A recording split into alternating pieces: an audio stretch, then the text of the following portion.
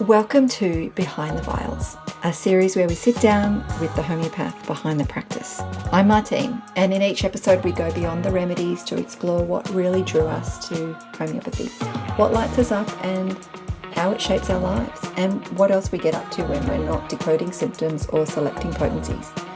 It's a casual, soul-led chat between practitioners with the intention to inspire, connect, and remind us that healing is personal, playful, and deeply human. So settle in, let's go behind the vials. Hello, Sunny Goddard, and Hello, welcome. Martine. Now, Roger. now, Sunny and I don't go way back, but in a way we do. We're like high school like observers. So, back in high school, we were just chatting about this, that you would always know who was in the grade above you, and then they might not know you. Well, Sunny was in the grade above me at homeopathic college, and, she was someone that I remember even just looking up to and listening to what and how she was taking in homeopathy. So all these years later, here I am sitting with Sunny, just about to interrogate her on some questions about her. So please introduce yourself. Let me know where in the world that you are, and welcome to the interrogation session. Is that what you're calling them? Yeah. Well, I think it's friendly interrogation, but so I'm currently in Port Macquarie at the moment. I'm here sort of caring for my mum, but typically I live on the far south coast of New South Wales in Bega. We have another homeopath there, Mary McLean. So it was Mary who I saw 3,000 years ago as a patient and became inspired to study homeopathy. Um, so she and I are friends and colleagues now. And yeah, so it's about, for those who don't know, it's about a 6 hour drive along the coast south of Sydney. Great. Okay. And how and when did homeopathy find you? Oh, I know you sent me these questions and you know, I read them a while back, but I could be more prepared. Anyway, um, look, I started my working life as a massage therapist and, counselor. And then I was really kind of uh, working with people and their stories and the big things going on in their life, and then working with their bodies. Um, it just became really clear to me that that was a distinct and helpful relationship to know more about. So I started reading up on energetic and vibrational medicine. And I did that for some years, just reading stuff. There wasn't as much around then as there is now, but um, and I ran into homeopathy that way, actually, through the vibrational medicine angle. And then, I did go and see Mary, and I was so impacted by that first appointment where, the weird things that I had in my head and those quirky little things that you think nobody else in the world has this weird thing, I'm going to tell my homeopath. Um, then I found she had a whole book full of weird and quirky things, and that other people had the same weird and quirky things, which I just found astonishing.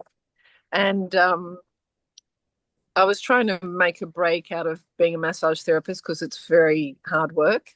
And so, I was upgrading to my health science degree well, it wasn't online in those days. You got big dumps of texts in the mail and would write your essay and send it back in the mail. And yeah, and then I just, yeah, came across homeopathy that way, and then made that. I actually started studying at Sydney College of homeopathic medicine long distance because I, live where I live. And then they went through a bunch of management shifts, and I sort of fell through the crack and came up to Sydney, and then decided to call into nature care. And it was already, like, term had already started. And yeah, so that's how that all happened. Yeah. That was that college in Canberra or somewhere around that way? No, the Sydney College of Homeopathic Medicine used to be in Oh, in five, Glebe or something like that. yeah, it was Yeah. inner west, Yes, right. and then they kind of morphed and went to New Zealand, and then they kind of fell out. Yeah, I don't know what happened, but Yeah. there's a lot of changes happening in a short period of time, and um, yeah, I fell through the cracks there as a student and kind of wondered what was happening. So that's why I went to Nature Care, and they said, "Yeah, we've got a program," and off we went. Mm. And what do you do now? Like, what's your connection and how are you still in the homeopathic world? Yeah, well, I think because I came to it quite late, um, that I was pretty clear what I wanted to do, and pretty clear that uh, I needed to make it work. So I remember, like in first year or second, I think it was first year at Nature Care, there was a bit of like I mean, I wouldn't actually call it a rumor. I think it had a bit more substance than that, but there was a bit of a narrative going around that only 5 to 10% of graduates would be working in their chosen field, Mm. naturopathy or homeopathy, within 5 years, which it's extraordinarily terrible statistics, Mm. meaning that 90 to 95% of people, after doing this 4 years of study and spending a lot of money, aren't going to be working in it. I just remember being horrified by those statistics. I don't know where they got them from or how accurate it was, but I just think I decided then that I had to be in the 5% because I was already quite mature aged, and I didn't have it in me to start another career. And I was really just because I'd had that background in counselling and body work, I just really knew that homeopathy was what I had to do, what Mm. I need to do. How old were you when you were studying, Sunny? Well, how was it? Well, probably my early to mid 40s, Mm. and I'm just about to turn 60. So, yeah, Mm. it was a while ago. Yeah, And so do you have a practice now?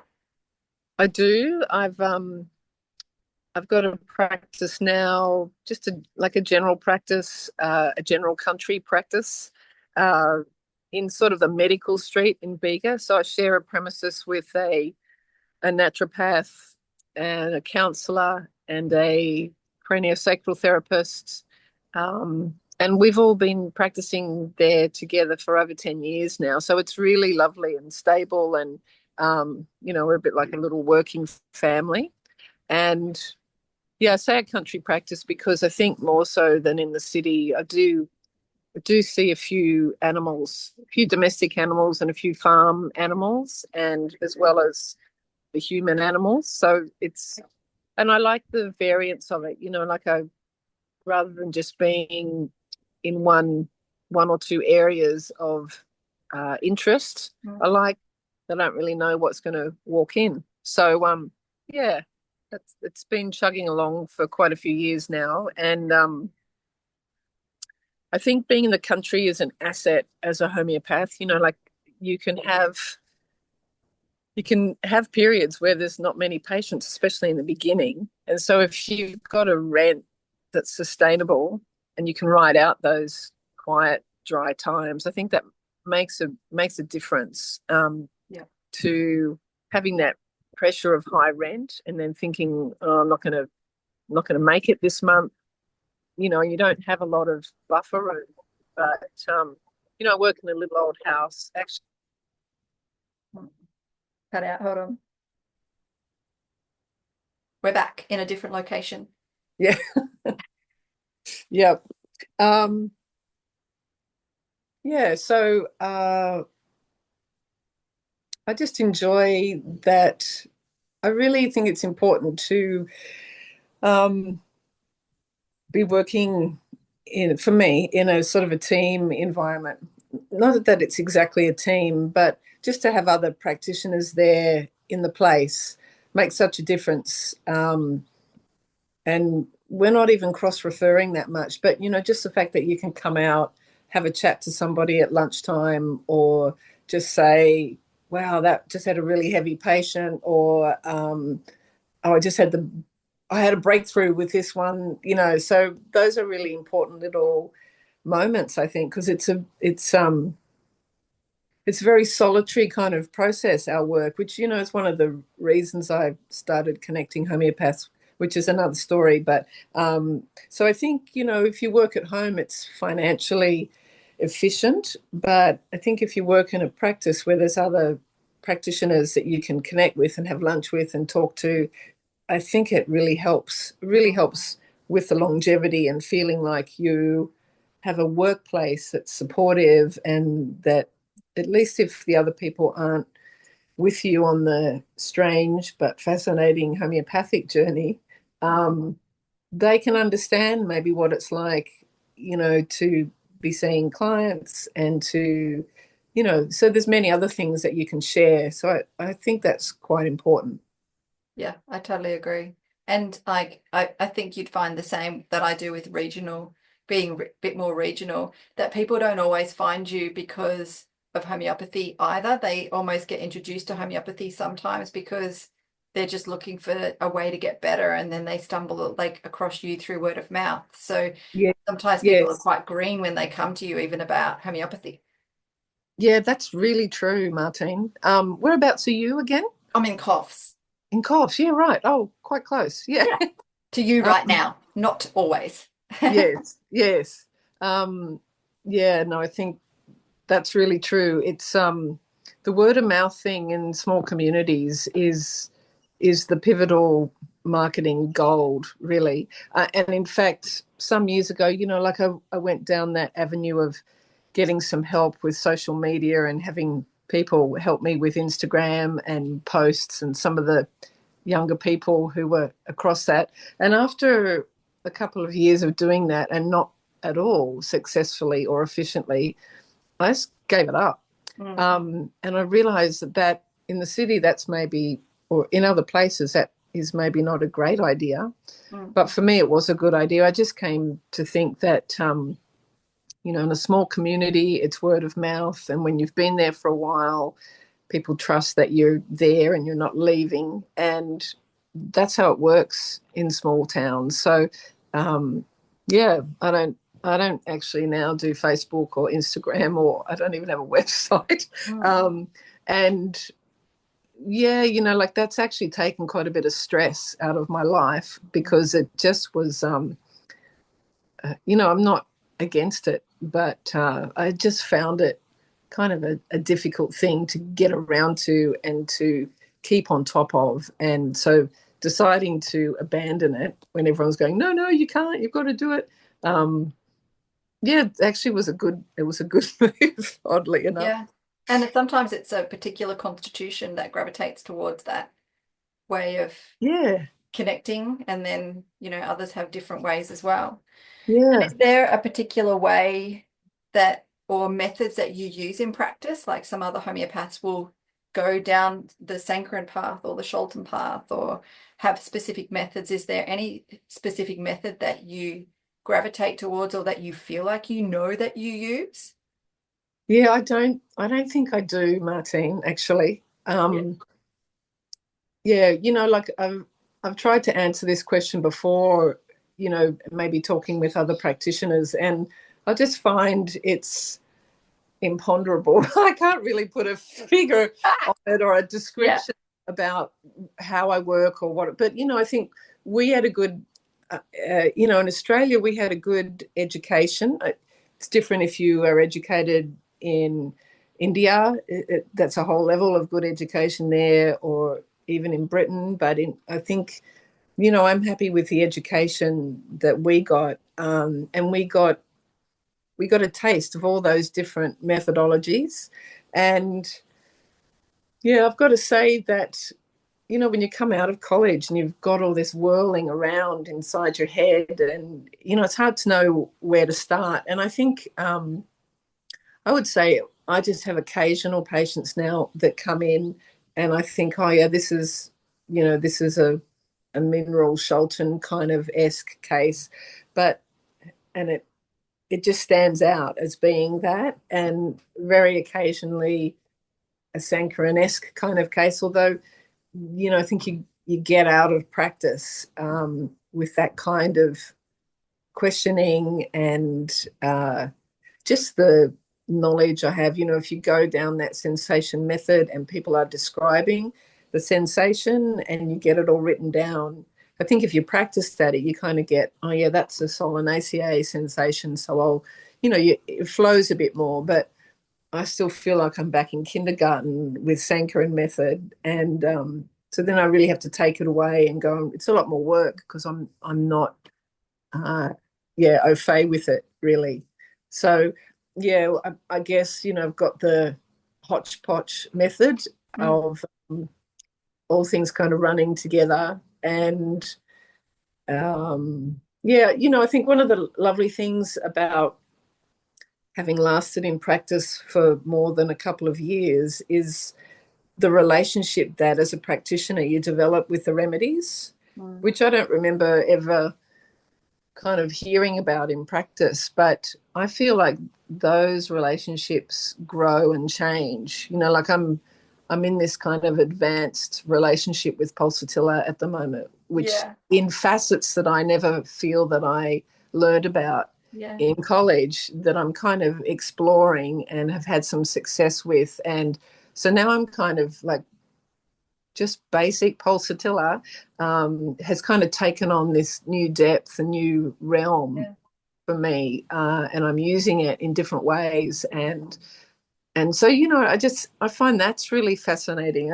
I think it's just one of those professions where you just can never rest on your laurels. You just can never go, oh, I've got this. Like Yeah. I'm good with it. Like, if you are a cabinet maker or you install wallpaper, you get to a point where you're like, yeah, you're a craftsperson and you're good at it, and you're all over it. But I don't know that you ever get that with homeopathy.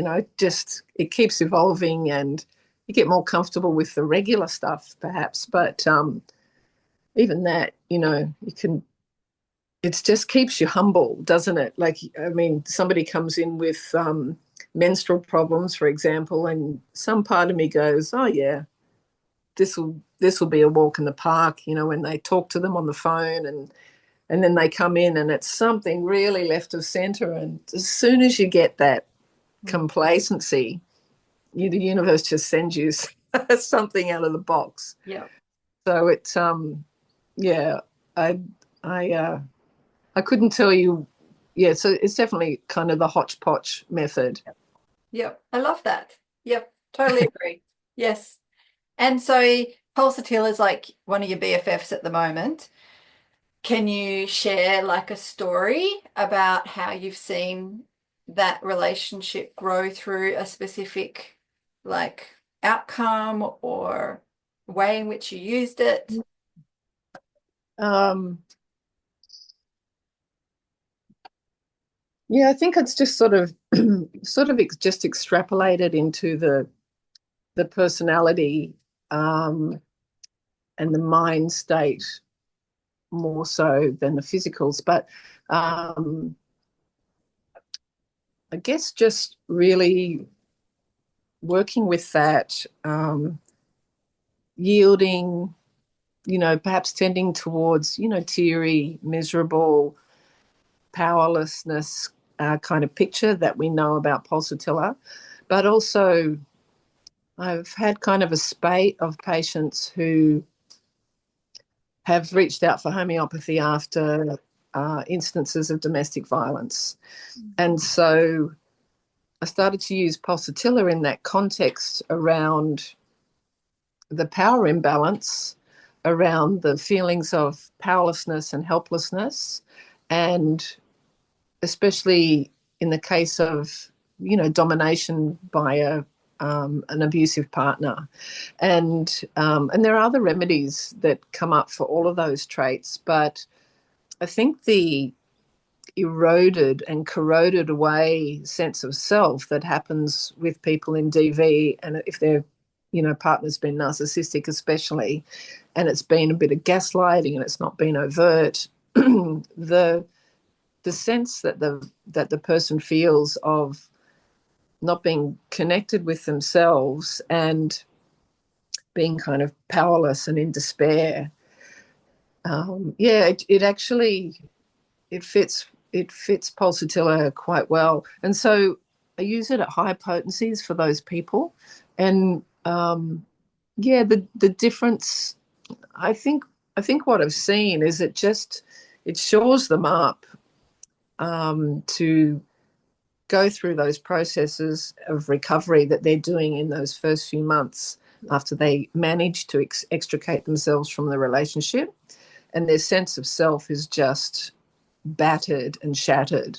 And I've used various remedies at different times, but the pulsatilla seems to bring up their sense of self and their sense of inner strength, and that there is something that they can begin to draw on. And then I often go to anacardium, actually, which is another remedy I had a love affair with probably 2 or 3 years ago. Yeah, I've gone through that phase.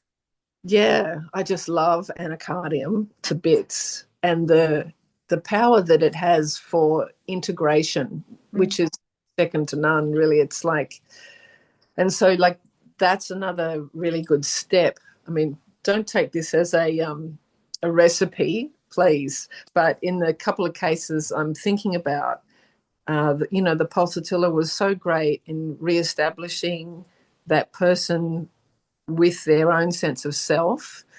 I mean, it wasn't all that they were doing, but and then when they're improving, but they still vacillate between those warring parts of themselves that got them into an abusive relationship and have them be susceptible to that, and the part that is connected to their own life force and vitality. So then we get this kind of warring of either side, and the difficulty, especially if there's still some contact with the ex-partner around children and finances and stuff. So yeah, the anacardium can really come into its own there. So yeah, they're my kind Yeah, of your hot faves from my time to recent time. love affairs. Yeah, but I think you've also highlighted again how, like, the practitioner who holds the space discovers the right remedy, but also that law of attraction as to who finds you and that resonance as well.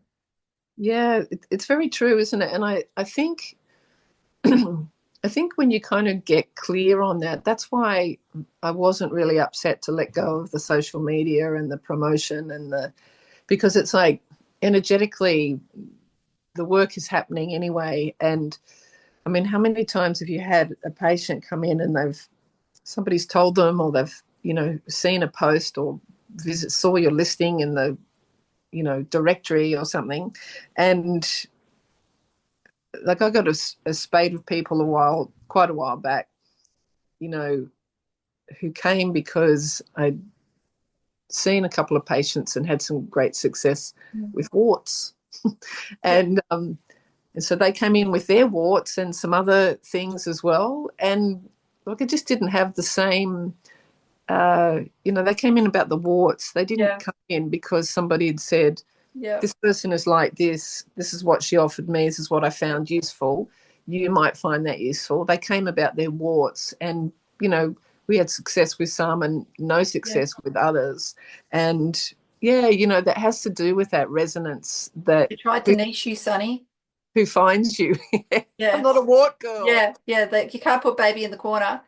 I've Yeah. always found that too. You either are a niche homeopath or you're not too. And I look forward to finding how those niche homeopaths work behind the scenes too. And Yes, absolutely. what about resources? Is there anything you can't live without? Like, is there anything that has to be on the shelf in terms of a book or any resource that you use imperatively in the clinic space? Yeah, I mean, I use the software all the time. Like I bought a software package when I was in college from Shilpa, because Shilpa's husband was making one, Yeah. um, called HomeoQuest. And so that was, I thought if she uses it, she's great. That would be good enough for me. And, the Mac repertory and other things like that were, out of my budget. So I've just stayed with that, and I use it whenever I'm repertorizing with software, which isn't all the time. I do use that. Um, I use Morrison quite a lot. Yeah, the Um, red book and blue book. yeah, Yep. yeah, mostly the red book. Yes. When I first moved down to the Bigger Valley, I had my stuff stored in someone's garage, and we had a flood, and some of the books got damaged. So my Morrison has still got like mold and crinkly pages in it, but yeah, and Vermeulen is my sort of go-to materia medica, really, and I use uh, his names just escape me. Um, Color book. well, it's a book of like a compilation book for children. Oh For yeah. so, Yeah, Farouk Master's book. yeah, that's really helpful. And I always use the Soul of Remedies. Yep.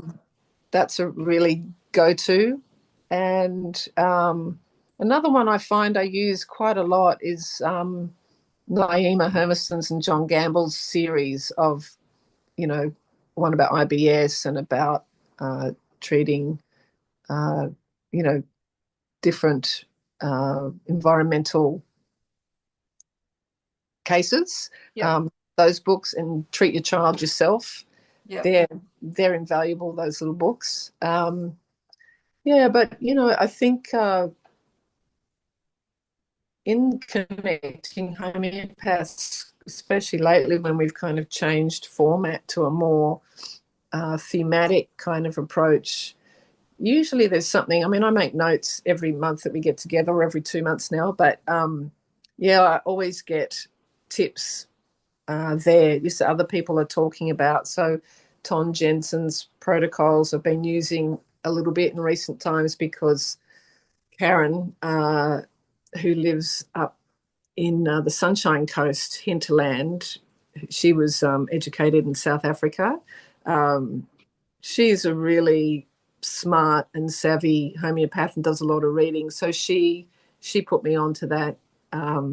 Yeah, so I think when you start talking to other people in an ongoing way, they're getting input. My dear friend Celeste, she's just a huge brain and a huge uh, resource as well. So she'll just mention things, and I'll think, oh, go away, look it up. So I think actually I rely on a little bit on connecting with other homeopaths who are maybe more plugged in Yep. to more current things than I feel that I am. I Yep. don't feel very plugged into like the latest Yeah. stuff, which is why it's good to hear about it from some other people. Yeah. Luckily, it's not a latest medicine. Luckily, it's an old Yeah, medicine. luckily. Yeah. That's really lucky.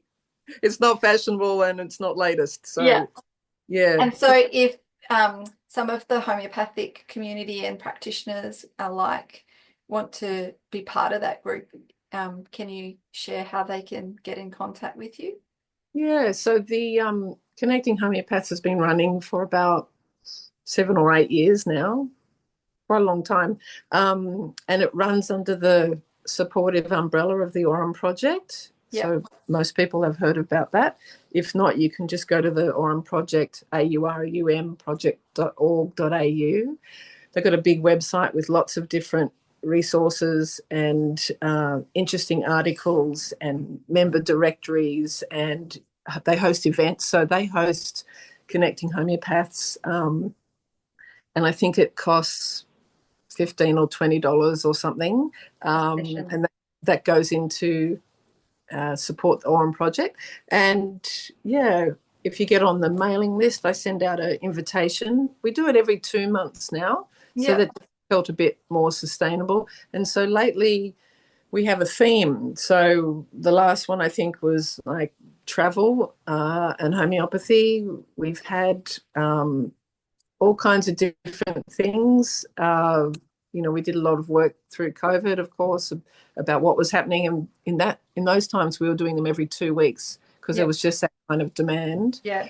And, yeah, and um, my brain's just gone dead with thinking about other topics we've had. But it's interesting. We've had veterinary homeopathy. We had a few homeopathic vets and just general vets come and join us then. Um, yeah, so it's sorry, just getting a couple of texts there. So yeah, it's more focused around a theme now, but you can just come along and listen. There's no pressure to have to come and bring a case or bring a lot of knowledge. Students are really welcome. You're welcome if you've even been out of practice for a while and don't know how to get started. But it's kind of like just having a call with a bunch of practitioners and having a chat, and you hear some good things and you can ask some questions, and can also talk about something of great interest to you if that happens to be. So, Great. Okay. yeah. Anything else that you want to share at all today, Sunny?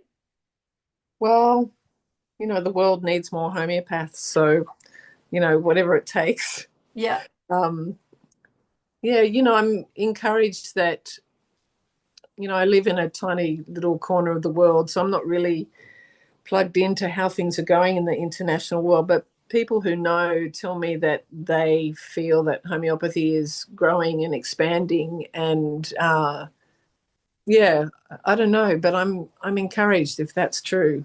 Yeah. Yep. I think again, like a lot of people are leaning more into their own, taking their own health in their own hands, and homeopathy is just one of the modalities amongst empowering people how to do that. And it's unique way. And I think it just resonates with some people, just like how it resonated with you when you originally picked up the books on it and read them and loved it and wanted to go and practice it. So Yeah. thank you so much for joining us today. It's been Pleasure. really good getting to know you and getting to know the Sunny behind the scenes of her practice. Yeah, and thank you very much for reaching out. It's good to, it's always good to talk about homeopathy. It's one of those things I have to get off my soapbox, and so, it's always good to have the opportunity. Yeah. All And right. good luck with the rest of your interviews. My I think interrogation sessions. yeah, it'll be Thanks, Sunny.